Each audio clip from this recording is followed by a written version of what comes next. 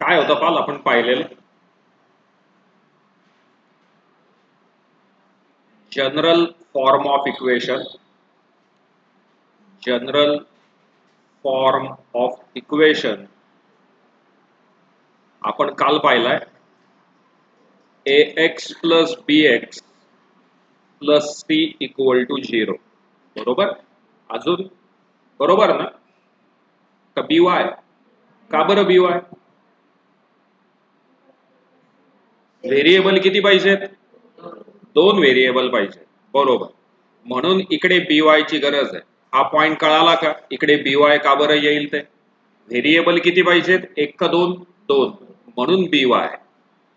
त्याच्यानंतर अजून दुसरी कंडिशन काय? A B C are real number. मला तुम्ही सांगू शकाल का what is mean by real number? Real number म्हणजे काय? रियल नंबर म्हणजे काय? हा, पुस्तकात नाहीये रियल नंबर म्हणजे काय. हे मागे झालंय आपलं 8वीला 9वीला. रियल नंबर म्हणजे काय? सांगा सोनवणे, तुम्हीच सांगा. रियल नंबर म्हणजे काय? आपण म्हणजे काय एक्झाम्पल द्या. असं नका सांगू वास्तव संख्या. असे नंबर की जे नंबर लाईन वरती दाखवता येतात त्याला रियल नंबर असं म्हणतात. जे नंबर लाईन वरती दाखवता येतात, संख्या रेषेवरती दाखवता येतात, ते सगळे नंबर कोण असतात? Real number. मग मला असं सांगाल 2/3, 1/3, फक्त 1, फक्त 3 किंवा 1/1000 हे सगळे नंबर लाईन वरती आपण दाखवू शकतो का? हो, हे सगळे आपण संख्या रेषेवरती दाखवू शकतो. म्हणून हे सगळे नंबर कोण आहेत? रियल नंबर आहेत. बरोबर. हे सगळे रियल नंबर आहेत. अजून दुसरी कंडिशन काय? मला सांगाल इंडेक्स म्हणजे काय किंवा डिग्री म्हणजे काय? डिग्री किंवा इंडेक्स. समजा मी आता इथे एक टाकलं x² plus 2x plus 1 equal to 0. मागच्या वर्षीचं पॉलिनॉमियल चॅप्टर आठवतं? पॉलिनॉमियल चॅप्टर नुसार त्याच्यात डिग्री होती का इंडेक्स होता? डिग्री होती. मग हे जे समोर जे इक्वेशन लिहिलंय याची डिग्री किती आहे? 2 आहे. म्हणजे डोक्यावरची संख्या ना. समजा मी आता इक्वेशन असं लिहिलं xy प्लस y प्लस 1 याची डिग्री किती आहे? हा, याच्या डोक्यावर किती आहे? काहीच नाही म्हणजे 1.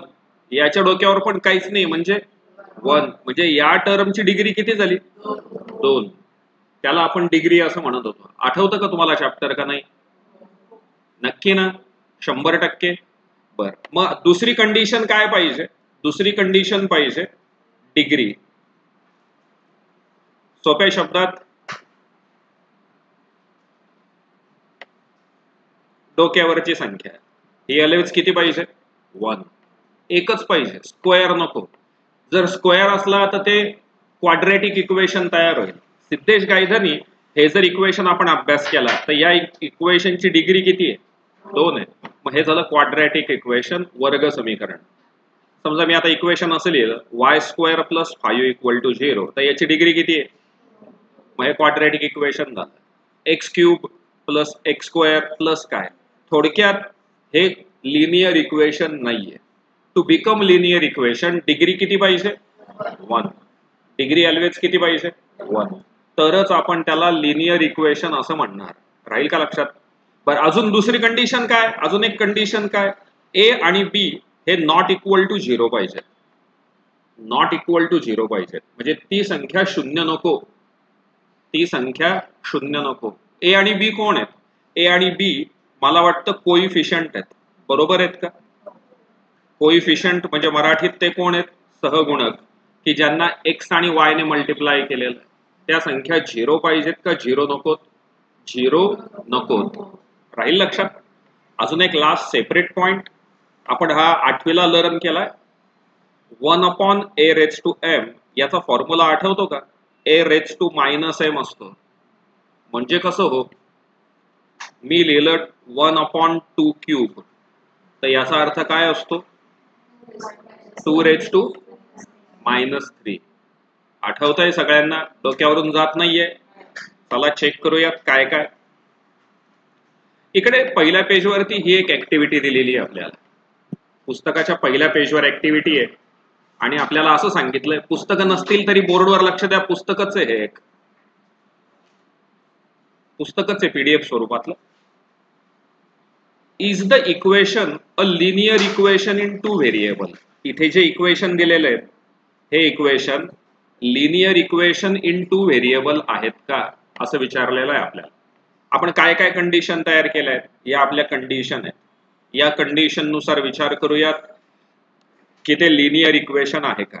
याच्यात व्हेरिएबल किती आहेत? 2, एम आणि एन. त्यांचे कोइफिशियंट चेक करा. याचा कोइफिशियंट 4, याचा कोइफिशियंट 3. बरोबर, म्हणजे नॉट इक्वल टू 0. अजून डोक्यावरची संख्या ऑब्झर्व करा. याच्या डोक्यावर आणि याच्या डोक्यावर काही आहे का? म्हणजे किती आहे? 1. म्हणून ते लिनियर इक्वेशन आहे. हे सेकंड वन चेक करा. लिनियर इक्वेशन आहे का? का नाही? क्वाड्रॅटिक, डोक्यावरती 2 झालं म्हणून हे लिनियर इक्वेशन नाहीये. ही कन्सेप्ट समजली का? हे लिनियर इक्वेशन का नाहीये ते 100%. बरं, हे तिसरं इक्वेशन चेक करा. √2 आणि √5 नंबर लाईन वर दाखवता येतो का? हो, तुम्ही 8वीला शिकलेला आहेत ते आठवतं का? हे असं ड्रॉ करायचं, मग असं घेऊन मग तो एक आर्क इकडे टाकायचा, मग हा झाला √2, मग परत असं घेऊन असं एक ड्रॉ करायचं √3. आठवतं? म्हणजे हे √2 √3 नंबर लाईन वर दाखवता येतात का? हो, म्हणजे ते कोण आहेत? रियल नंबर आहेत. व्हेरिएबल किती आहेत? 1 का 2? इकडे x तिकडे y. डोक्यावरची संख्या काहीच नाही, याचा अर्थ 1. म्हणजे हे लिनियर इक्वेशन आहे का? येस, हे लिनियर इक्वेशन. बरोबर ना? बरं, इकडे हो, नाहीये. का नाहीये? हा, का नाहीये? ही कंडिशन आठवते? a and b not equal to 0. सहगुणक कोइफिशियंट हे 0 पाहिजेत का 0 नकोत? 0 नकोत, पण इथे हा 0 आलाय म्हणून हे लिनियर इक्वेशन नाहीये. इथे हो, 5व्यात नाहीये, कारण इथे पण 0y आलेला आहे. इथे हो, का नाही? बसून उत्तर दे.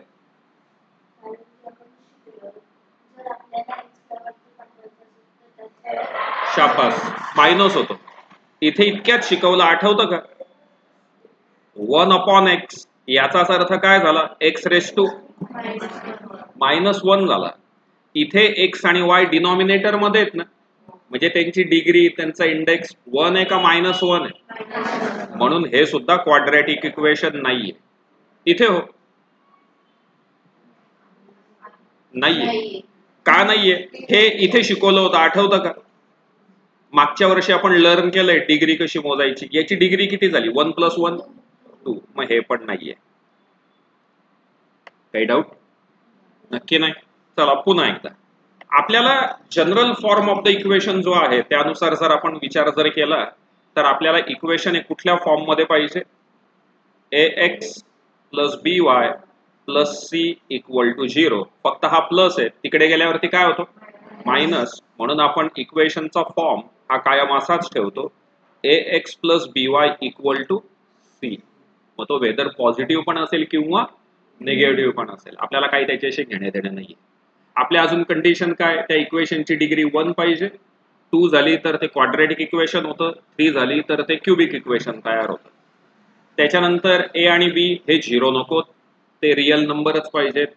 ते रियल नंबर नसतील तर चालणार नाही, ते must be real number. Real number असणं खूप गरजेचं आहे. राहील का लक्षात? आणि रियल नंबर म्हणजे काय? असे कुठले पण नंबर की जे आपण नंबर लाईन वरती दाखवू शकतो त्या नंबरला रियल नंबर असं म्हणतात. काही कोणाच्या मनात शंका, डाऊट? आपण काल अजून काय लर्न केलं पाहिजे? आपण अजून काल काही स्टेप्स लर्न केल्या होत्या. आपली पहिली स्टेप होती काय? हा, मला वाटलं काही एक्स और वाय इक्वल. दुसरी स्टेप होती चेक साइन. साइन चेक करा. जर ते डिफरंट असेल साइन तर ऍडिशन करा. आणि सेम असेल तर मायनस करा, लेस करा. करेक्ट ना? निकम काही डाऊट? बोर्डवरती लक्ष द्याल. 1.1. इकडे पुन्हा एक ऍक्टिव्हिटी आलेली आहे. काय पहा, दोन इक्वेशन दिले. 5x + 3y = 9 आणि 2x - 3y = 12. ही लाईन इम्पॉर्टंट आहे. Simultaneous equation. पहिली स्टेप, मेक x और y इक्वल. x किंवा y सारखा करा. इक्वेशन ऑब्झर्व करा. हे इक्वेशन आणि हे इक्वेशन ऑब्झर्व करा. तुम्हाला काय सारखेपणा वाटतो का काही वेगळं? म्हणजे y सेम आहे, म्हणजे आपली जी पहिली स्टेप आहे ती सॅटिस्फाईड आहे. हे पहा, इकडे किती y आहेत, इकडे पण किती y आहेत, म्हणजे y सेम आहे दोन्ही ठिकाणी.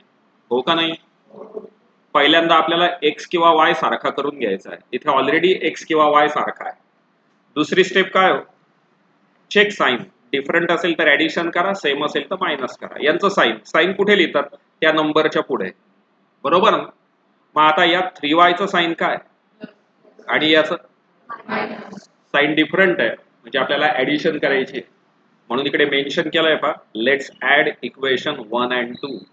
कन्सेप्ट कळाली का? त्यांनी ऍडच का केलं ते मेन्शन केलं इकडे खालती. 5x + 7x. 5x आणि 7x ऍडिशन केली. 7x, 5x आणि 2x ऍडिशन केली तर किती x झाले? 7x. 3y - 3y. त्याच संख्येतून तीच संख्या गेली, 0 येतो. 9 + 12. 7 मल्टिप्लाइड आहे, तिकडे जाऊन म्हणजे 21/7. म्हणजे आन्सर किती आलं? 7 1 जा 7, 7 3 जा 21. आन्सर आलं 3. मग त्यांनी काय केलं? Put x = 3 in equation 1. आपली तिसरी स्टेप आहे. Put answer in equation. Answer कुठल्या पण इक्वेशन मध्ये टाका, तुम्हाला हवं असलेलं उत्तर मिळेल. त्यांनी ते आलेलं आन्सर कुठल्या इक्वेशन मध्ये टाकलं? पहिलं इक्वेशन काय? 5x + 3y = 9. ही व्हॅल्यू कोणाची आहे? x ची. x ची व्हॅल्यू किती आहे? आणि म्हणून x च्या जागी हा जो x आहे, त्या x च्या जागी कितीला रिप्लेस करायचंय? 3 ला. हे कळालं का? 5 3 जा 15 प्लस आहे, पलीकडे गेल्यावरती मायनस होईल. 9 - 15. मोठ्या संख्येतून लहान संख्येतून मोठी संख्या मायनस केली तर आन्सर मायनस मध्ये. 15 मधून 9 गेले 6. नियम लक्षात ठेवाल, आपण कायम मोठ्या संख्येचं चिन्ह देत असतो. आपण चिन्ह कोणाचं देत असतो? मोठ्याचं. चिन्ह कुठे लिहितात? त्याच्या पुढे. चिन्ह कुठे लिहित असतात? पुढे. जेव्हा मी असं लिहिलंय 9 - 15, तेव्हा 9चं साइन काय? पॉझिटिव्ह. आणि 15चं साइन काय? मायनस. मग मोठी संख्या कोण आहे? म्हणून आन्सर आहे -6. मला माहिती आहे की हा नियम तुम्हाला माहिती आहे, परंतु मी तो पुन्हा रिपीट करून देतोय, कारण पुढे आपल्याला असं असू शकतं की आपण विसरून जाऊ. चिन्ह कोणाचं द्यायचं कायम? विसरू नका, मोठ्याचं. 3 मल्टिप्लाइड तिकडे जाऊन डिवाइड होईल. 3 ने 6 ला डिवाइड केलं, आन्सर आलं -2. म्हणजे मग याचा अर्थ x चा आन्सर किती येणार? 3 आणि y चं. ऍक्टिव्हिटी समजली? काही डाऊट ऍक्टिव्हिटी? तुम्ही आता बोर्डवरची ऍक्टिव्हिटी लिहून घेणार आहेत, मग आपण पुढच्या पॉइंटला जाऊयात. सुरुवात कराल.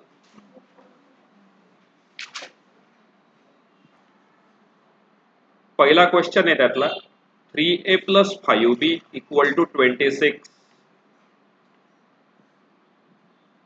3a + 5b = 26. हे पहिलं इक्वेशन आहे. सेकंड इक्वेशन आहे a + 5b = किती आहे? 22. हे सेकंड इक्वेशन आहे. आता याच्यात व्हेरिएबल कोण आहे? a आणि बी. ऑब्झर्व करा ए आणि बी च्या व्हॅल्यू काही सेम आहे का? बी सेम आहे. साइन चेक करा. साइन सेम असेल तर काय करायचंय? सबस्ट्रॅक्शन. मेन्शन करूयात. Let equation 1 minus equation 2. Equation 1 a plus 5b equal to 26, 3a plus 5b equal to 26 आणि a plus 5b equal to 22 याची सबस्ट्रॅक्शन करायची. साइन चेंज होतील. Minus minus minus. 3a मधून 1a गेला. किती a उरतील? 2a. इकडे उरले 2a. हा प्लस 5b हा मायनस 5b. त्याच संख्येतून तीच संख्या मायनस केली तर उत्तर किती येतं? 0. प्लस 0. 26 मायनस 22 4. म्हणजे आन्सर आलंय 2a equal to 4. Correct. 2 multiplied आहे, पलीकडे गेल्यावरती डिवाइड होईल. therefore a equal to 4/2. therefore a equal to 2. बेक बे बेदुने 4. बरोबर. Third step, put answer in any equation. तुम्हाला वाटेल त्या इक्वेशन मध्ये टाका. कशात टाकायचं? पहिल्यात का दुसऱ्यात?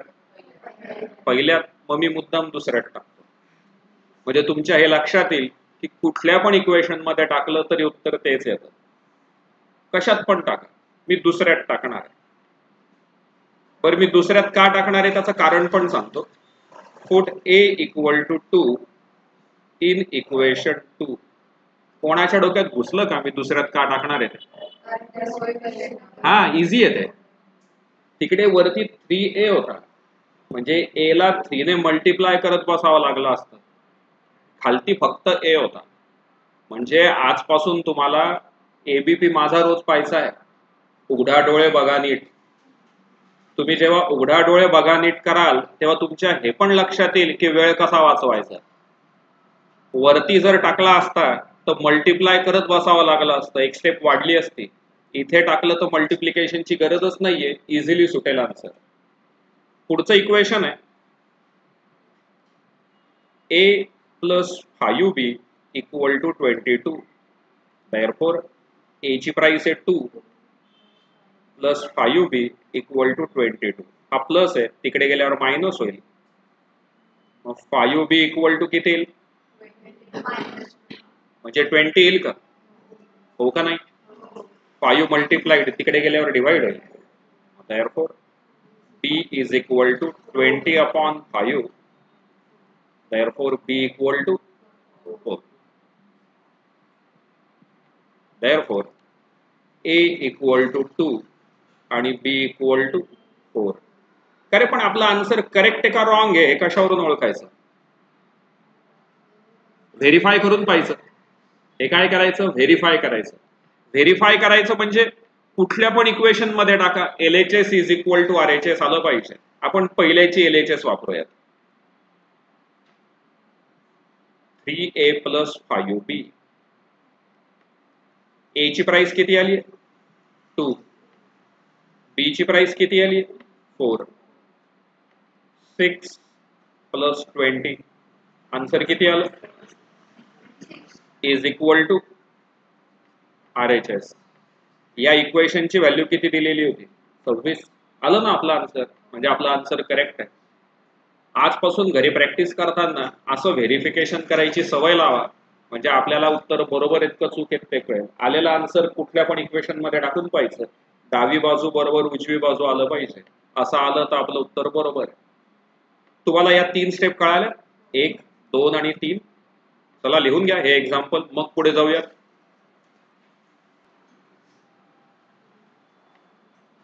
लक्ष द्या.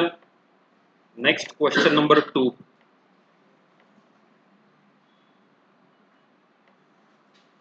काय काय दिलंय? x plus 7y is equal to 10. x plus 7y is equal to 10. हे फर्स्ट इक्वेशन आहे.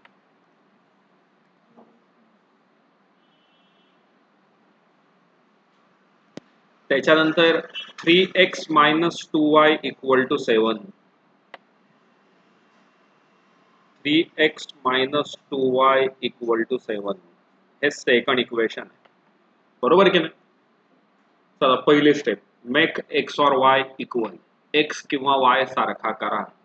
इथे x किंवा y सारखा आहे का? मग कोणाला सारखं करायचं? तुम्ही म्हणाल त्याला x ला नाही, तसं नाही, x का y? x ला. म्हणजे पहिला या ठिकाणी 3x आहे, इथे नुसता x आहे. म्हणजे मग इथे 3x आणण्यासाठी या पहिल्या इक्वेशनला कितीने मल्टिप्लाय करावं लागेल? मेन्शन करायचं इकडे.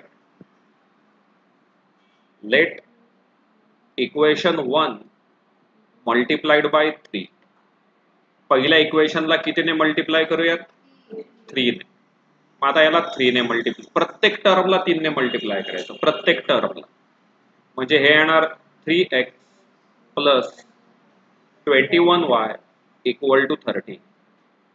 हे झालं थर्ड इक्वेशन, बरोबर. आता 3x आणि 3x सेम झालं. दोघांचं साइन कसं आहे? साइन पुढे लिहितात. नाही नाही, साइन कुठे लिहितात? याच्या पुढे आणि याच्या पुढे काही साइन आहे का?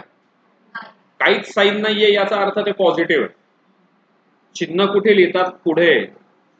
हे पहा, या ठिकाणी, इथे, इथे आणि इथे. हे साइन या 2चं आहे, हे साइन या 21चं आहे. कळालं का? त्यांच्या पुढे काही साइन आहे का? पुढे काही साइन आहे का? नाही. म्हणजे याचा अर्थ ते पॉझिटिव्ह साइन आहे. ही पहिल्यांदा गोष्ट कळाली का सगळ्यांना? मग चिन्ह सेम आहे. चिन्ह जर सेम असेल तर आपल्याला काय करायचंय? मायनस करायचंय. मेन्शन करूया. कशातून काय मायनस कराल? 2 - 3 का 3 - 1? सॉरी, 2 - 3 का 3 - 2? का 2 - 3? 3 - 2 का?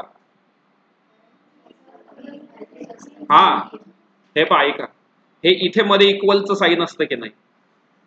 इक्वलचं साइन काय शो करतं? ही बाजू आणि ही बाजू इक्वल आहे असं शो करतं, बरोबर ना? ही बाजू आणि ही बाजू इक्वल आहे असं शो करतं. हे जे तिसरं इक्वेशन आहे ना, तिसरं इक्वेशन, त्याची इक्वल व्हॅल्यू किती आहे? 30. म्हणजे त्या इक्वेशनची व्हॅल्यू 30 आहे. आणि दुसऱ्या इक्वेशनची व्हॅल्यू किती आहे? कधी सोपं जातं? लहान मधून मोठी का मोठ्यातून लहान? सध्या अभ्यास चालू असताना आपण मोठ्याच्या नादी लागायचं, लहानीच्या मागे लागायचं का? नाही. कायम लक्षात राहू दे, आपल्यासाठी गणितात कोण महत्वाची असेल? मोठी. मोठ्यातून लहान, लहानातून मोठी नाही. म्हणजे 2 मधून 3 का 3 मधून 2? मेन्शन करूयात. Let equation 3 minus equation 2. 3 मधून 2 मायनस केले. मग आता इक्वेशन 3 घेतला आपण. 3x + 21y = 30 आणि 3x - 2y = 7. याचं करायचं आहे आपल्याला सबस्ट्रॅक्शन. सबस्ट्रॅक्शन केलं तर साइन चेंज होतील ना? हा मायनस आहे, मायनसचा काय झाला? मायनसचा प्लस आणि प्लसचा 3x मधून 3x गेला, हा प्लस, हा plus, plus plus plus. 21 + 2 23y. 30 - 7 23. Therefore 23y = 23. बरोबर. इकडचा 23 कट, पलीकडचा 23 कट, किंवा इकडे 23 मल्टिप्लाइड आहे, पलीकडे गेल्यावरती डिवाइड होईल. त्याच संख्याला त्याच संख्येने डिवाइड केलं तर आन्सर किती येईल? 1. And therefore y = 1. आता कोणीतरी असं सांगितलं होतं 2 - 3 करा. 2 - 3 केलं तरी उत्तर तेच येईल बरं का, हे लक्षात राहू द्या. तुम्ही कशातून पण काही पण करा, आन्सर तेच यायला पाहिजे. आता हे 1 मी पहिल्या इक्वेशन मध्ये टाकणार आहे. मी हे 1 कशात टाकेल? पहिल्या, कारण ते पॉझिटिव्ह आहे. कुठल्या संख्या मोठ्या असतात, निगेटिव्ह का पॉझिटिव्ह? मग पॉझिटिव्ह मध्येच टाकायचं, आन्सर अवघड नाही होत. मी इकडे काय करेल, मेन्शन करेल put y equal to 1 in equation 1. पहिलं इक्वेशन आहे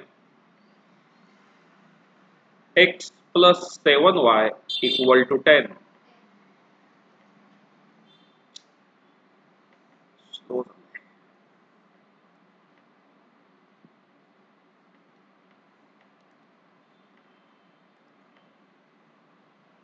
x प्लस 7 इंटू y ची प्राइस किती आहे 1 equal to 10. x plus 7 equal to 10. हा प्लस आहे, तिकडे गेल्यावरती मायनस होऊन जाईल. मग therefore x is equal to किती 3 ना. 7 तिकडे जाऊन मायनस झाला, 10 मधून 7 गेले, उत्तर किती आलं 3. Therefore x is equal to 3 आणि y is equal to 1. Concept कळाली का? नक्की. बरं, हे वहीमध्ये लिहिल्यानंतर व्हेरिफिकेशन तुम्ही करून पाहणार आहेत आन्सर करेक्ट आहे का रॉंग आहे. चला सुरुवात करा.